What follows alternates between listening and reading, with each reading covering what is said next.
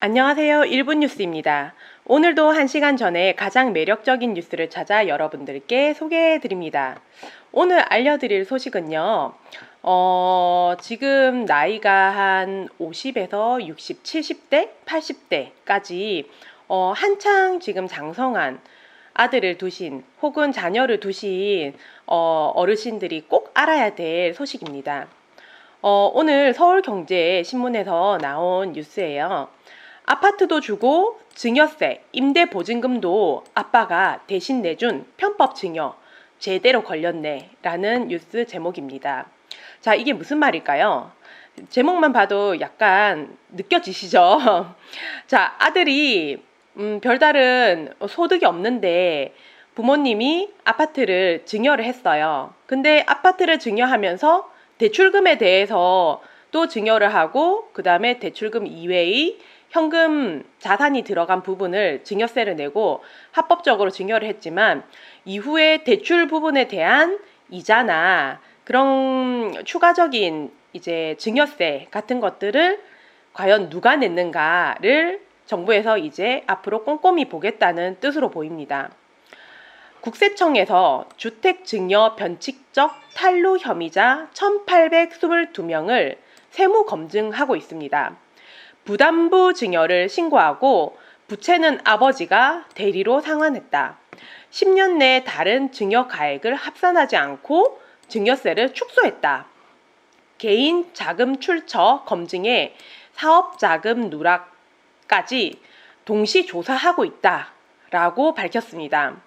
자, 그렇다면 여기에서 말하는 사례는 어떤 이야기가 있을까요? 자, 사례를 들어보면 아마 여러분들도 아하 하고 잘 이해하게 되실 것입니다. 자녀 A는 고가 아파트를 아버지로부터 증여받으면서 해당 아파트에 담보된 아버지의 금융 채무까지 인수했다고 신고했습니다. 자, 여기까지는 합법적으로 참 잘했어요. 그러나 채무 상환 내역에 대한 부채 사후 관리를 실시한 결과 증여받은 이후에도 금융 채무와 관련된 이자 및 원금을 아버지가 계속 상환한 사실이 확인됐다고 합니다. 자, 이게 뭐죠? 아파트를 증여를 받았는데 이후에 아파트에 들어가는 대출 이자를 아버지가 계속 상환했다는 사실이 확인됐다는 것이죠. 어떻게 확인했을까요? 이제는 사실 검은 돈이라는 게 없습니다. 금융실명제가 시행된 이후로 우리나라는 엄청나게 이제 돈의 흐름이 전자화, 디지털화 되어 있어요. 그렇기 때문에 내가 뭐 집안에다가 수십억을 재워놓고 현금을 재워놓고 다 현금 결제로 해서 사용하지 않는 한 그 내 자산의 흐름이 다 들통이 날 수밖에 없고, 그리고 아무런 소득이 없는 아들이 갑자기 이제 계속 지출을 하고 산다는 사실이 드러난다면 이제 그것에 대한 출처를 조사한다는 것이죠. 국세청은 자녀가 실제 채무를 인수하지 않았음에도 인수한 것으로 가장의 증여세를 탈루했다고 판단, 수억 원의 증여세를 추징했다고 합니다. 자, 두 번째 사례를 보겠습니다. 대학생 자녀 B는 부동산 임대업자인 아버지로부터 시가 10수억 원의 수도권 소재 아파트를 증여받고 증여세와 취득세 등 수억 원을 납부했습니다. 자, 이 납부까지는 했어요. 하지만 B는 고액의 주택 유지 비용 및 관련 세금을 납부할 만한 자금의 원천이 확인되지 않았습니다. 그러면 이 사람은 소득이 없이 무엇으로 살았을까요? 그래서 아버지로부터 관련 비용을 편법으로 증여받은 혐의로 과세당국의 세무검증을 받게 됐습니다. 얼마나 이게 꼼꼼하게 확인하냐면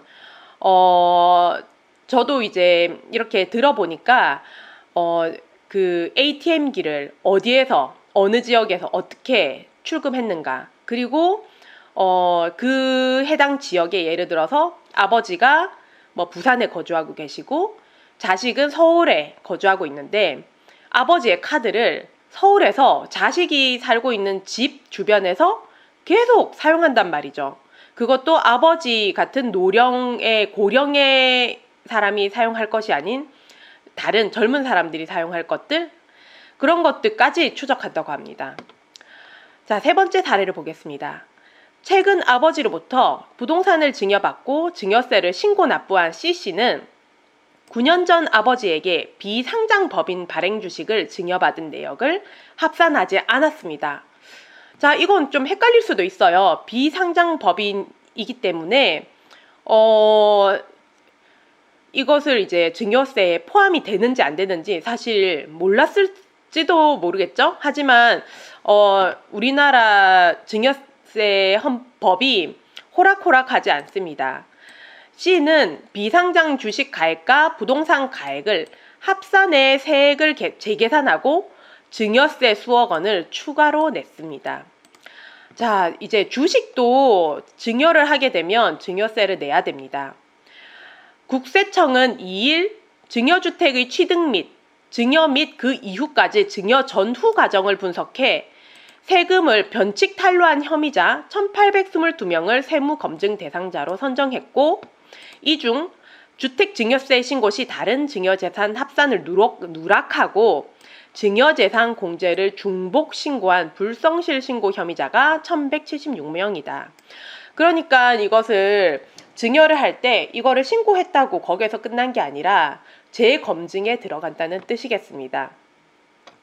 그리고 증여세를 계산할 때 10년 내 동일인으로부터 받은 재산 중 재산 가액이 1,000만 원 이상이면 합산해 신고해야 하는데, 이를 제외한 재차 증여 합산 누락이 사례라고 합니다. 자, 그러면 부부가 있습니다. 자, 아이가 2명이 있어요. 그러면 아이가 10년 내에 1,000만 원씩까지는 증여세가 없는 거죠. 하지만 그거를 1,000만 원을 합산하지 않고 매번 1,000만 원을 해서 합산하지 않고 한 번만 그거를 신고했다는 뜻인 거겠죠. 유사 매매 사례 가액 등 시가를 신고하지 않고 공시가격으로 저가 신고, 무신고한 자는 531명으로 많았고, 아파트 등을 증여받고 경제적 실질 가치가 반영된 시가로 신고해야 되는데 증여세를 낮출 의도로 공시가격으로 과소신고한 것. 자, 이런 사례가 어디에서 발견되냐면 부동산 실거래 신고 시 예를 들어서 보통 그 아파트 시세가 뭐 5억 원 정도인데 갑자기 어느 날 2억 원 정도의 거래 신고가 들어가기도 합니다. 그런 것 같은 경우에 우리는 증여를 의심해 볼 수 있었습니다. 주택을 증여한 증여자와 그 배우자 등 당초 주택 취득 관련 자금 출처 부족 혐의자는 85명으로 증여자와 배우자까지 모두 대상을 확대해서 취득부터 증여까지 과정에 대한 자금 출처를 모두 검증한다고 합니다. 일례로 사회초년생인 자녀가 대형마트 2곳을 운영하는 아버지로부터 주택 및 아파트 분양권을 증여받았으나 아버지는 매출을 누락하고 가공경비 계상 등 부당한 방법으로 법인 자금을 유출해 당해 주택 및 분양권을 편법 취득한 혐의를 받고 있죠. 그래서 대형마트 법인세 통합 조사까지 함께 아버지의 자금 출처 조사까지 동시에 착수했다고 합니다. 만약에 이 아들이 만약에 당첨이 됐다고 합시다. 아파트에 당첨이 됐어요. 그래서 아파트 당첨이 돼서 이제 돈을 내야 되는데 그 돈을 낼 때 이런 자금 출처를 명확하게 내지 않는다거나 아버지가 이렇게 회사를 통해서 자금을 대어준다거나 혹은 그 이후에 그 아들이 별다른 소득 없이 그 대출의 이자를, 금융대출의 이자를 아버지가 편법적으로 내준다면 100% 아버지까지 세무조사를 받게 되겠죠. 그 주택을 부담부 증여로 받은 후 고액 임대보증금 등을 자력 없이 상환하고 10억짜리 아파트를 받아서 8억짜리 전세를 자력 없이 상환하고 자가 거주하거나 증여세, 취득세 등 주택 보유 비용까지 부모가 대리 상환한 편법 증여 혐의자 30명도 검증 대상에 올랐습니다. 저는 이 뉴스를 보면서 이런 편법 증여가 과연 30명 뿐일까? 아마 모르시는 분들이 많으실 것 같아요. 몰라서 그냥 아들이 힘드니까 도와주시는 분들이 더 많으실 것 같습니다. 그래서 이제라도 확인을 해야 되지 않나 싶습니다. 주택을 증여받은 연소자 중 뚜렷한 자금의 원천 없이 증여세, 취득세 및 종합부동산세 등을 부담하고 있어 주택 보유에 따른 각종 비용을 부모로부터 편법 증여받은 혐의자가 있다라고 말했습니다. 보통 상속을 논할 때 예를 들어 부모님이 임야를 많이 가지고 있는 경우 부모님이 돌아가시고 나서 그것을 상속받게 되면 자식들이 그 임야를 받으면서 내야 될 세금이 없어서 파산할 지경에 이른다는 뉴스를 예전에 저는 본 적이 있어요. 그렇기 때문에 대부분 돌아가시기 전에 돌아가시고 나서 상속을 하지 말고 돌아가시기 전에 그것을 현금화시켜서 현금으로 증여해라 라는 이야기를 많은 이제 분들이 하고 있는데 그 이유가 여기에 있겠죠. 자식한테 이 재산을 물려줘도 그 재산을 받을 정도로 정당하게 상속세를 내고 그 재산을 받을 만한 자녀가 과연 있을까 싶습니다. 그래서 어찌 보면 이러한 상속세를 좀 합리적으로 고쳐야 될 여지가 있지 않는가. 아버지가 50억의 자산을 아들에게 남겼는데, 상속했는데, 혹은 증여했는데, 그 아들이 25억의 그 세금을 낼 수 있는 사람이 몇 명이나 될까요? 국세청이 주택 증여와 관련된 변칙적 탄류에 칼을 뽑은 배경은 지난해 주택 증여자가 15만 2천 건으로 역대 최다를 기록했기 때문입니다. 자, 이제 이렇게 증여를 한 15만 2천 건을 전부 다 이제 검사를 하고 있다라는 뜻이 되겠죠. 그렇기 때문에 근데 작년에 왜 이렇게 주택 증여가 많아졌냐면 사실 정부가 좀 취득세도 엄청나게 올리고 양도세도 엄청나게 올렸기 때문에 오히려 그동안 높다고 생각되었던 주택 증여세가 그 양도세 대비해서 오히려 낮게 느껴졌어요. 그렇기 때문에 많은 분들이 증여로 돌아섰습니다. 왜냐하면 굳이 팔고 싶지 않고 양도세를 내면서 굳이 그 물건을 팔고 싶지 않았기 때문이에요.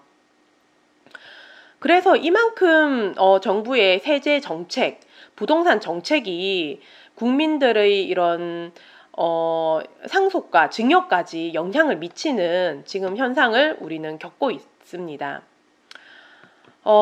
국세청은 앞으로 부동산 시장 동향을 면밀히 모니터링하면서 증여주택의 취득, 증여 및 그 이후까지 주택 증여 과정에서 발생하는 모든 탈루 행위를 지속적으로 검증한다고 합니다. 오늘은 1시간 빠른 뉴스 1분 뉴스 부동산 편법 증여에 대한 소식으로 정리하여 알려드렸습니다. 자, 오늘 내용 꼭 숙지하시고 자제분들한테 증여하실 때 꼭 올바르게 증여하셔서 이렇게 머리 아픈 일이 없으시도록 주의하시는 게 좋으실 것 같아요. 그럼 내일 저녁 10시에 경제TV 1분 부동산 가장 빠른 뉴스로 찾아뵙도록 할게요. 시청해 주셔서 감사합니다. 이상으로 1분 뉴스였습니다.